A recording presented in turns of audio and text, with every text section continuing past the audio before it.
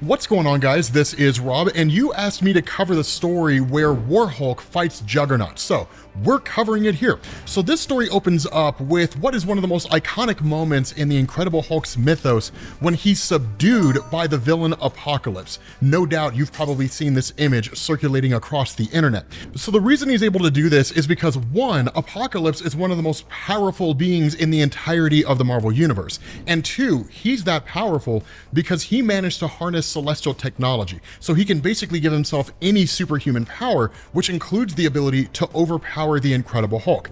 Now, the Hulk himself agrees to hear what Apocalypse has to say because Apocalypse is talking about turning the Hulk into one of his horsemen, specifically the Horseman War.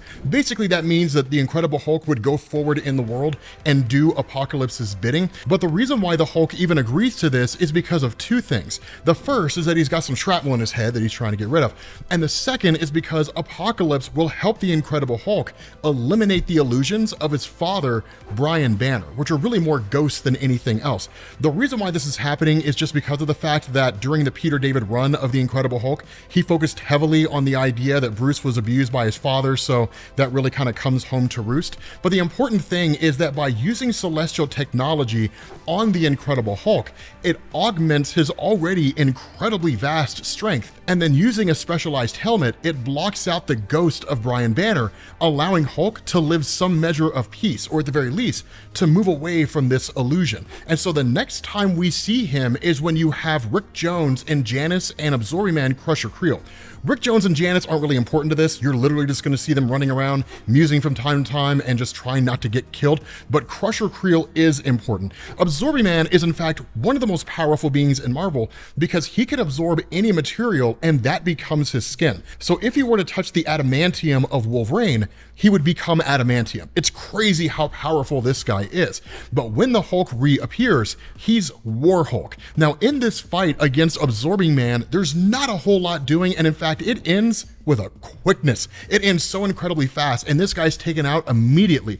But following that, the Juggernaut steps in. Now, the reason why these guys are even involved here in the first place is because of an organization called the New World Order. It's basically a group ran by the Red Skull that's trying to conquer the world, but with Apocalypse making the Incredible Hulk his Horseman War, this would allow Apocalypse to conquer the world. So literally, two groups who want to conquer the world are trying to defeat each other so the other one can conquer the world instead. So Juggernaut being here is for the purpose of preventing that from happening.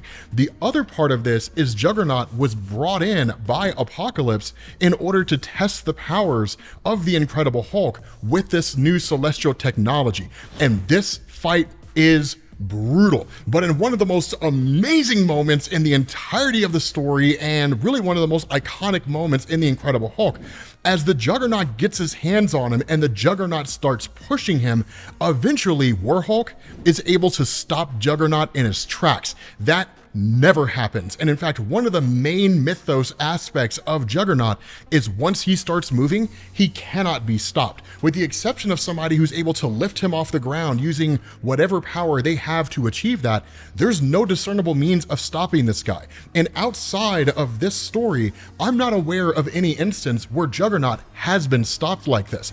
Even during the events of World War Hulk, the Incredible Hulk himself just diverted the momentum of Juggernaut. It's one of the reasons why people make the argument that Warhawk is stronger than Worldbreaker Hulk. But regardless of how you decide to slice it, Juggernaut gets overpowered and just sent flying. I mean, it's crazy because one of the things that happens here, and this is morally questionable at best, their whole fight ends up destroying a mosque. They destroy a house of worship.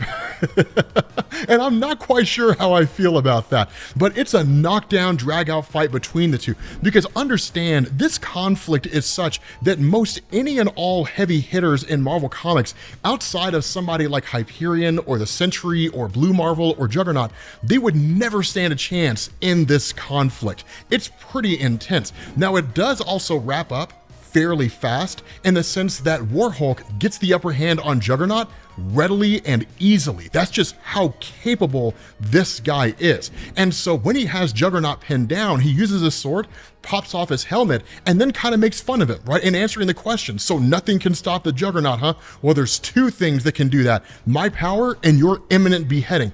And understand, he would kill Cain Marko. Now, something else to understand here is that this is Cain Marko fighting at his peak, right? This is him using every ounce of strength he had, because during this point in time, this takes place in the aftermath of the Onslaught saga. Why does that matter? That's the storyline where Onslaught punched the Juggernaut across the world. So this is one of those instances where he just goes into fights, giving it his all every single time, despite the fact that he's terrified of Warhawk. Now, as Juggernaut is about to die, the Absorbing Man pops back in again and is able to, at least momentarily, get the upper hand on Warhawk, if for no other reason than a distraction. But between these two guys, right, Juggernaut and the Absorbing Man Crusher Creel, they still can't beat Warhawk. They still can't defeat this guy. That's how powerful he is. But there does come a point when Rick Jones steps in and for the first time in the story becomes useful and actually gets smacked by Warhawk into a wall. It's not enough to kill him, but it is enough to severely injure him. And the result of this is that the ghost of Brian Banner suddenly manifests. What this means is that Warhawk is basically losing the war persona, and the traditional Incredible Hulk is starting to manifest again. But as this whole experience starts to wear on him, he realizes that by virtue of his actions, he almost killed his best friend, and ultimately tears everything off of himself and then just jumps away. And then the story ends. With that being said, guys, we're going to bring this to an end. If you enjoyed this video, make sure you drop a like, and I will catch you all later. Peace.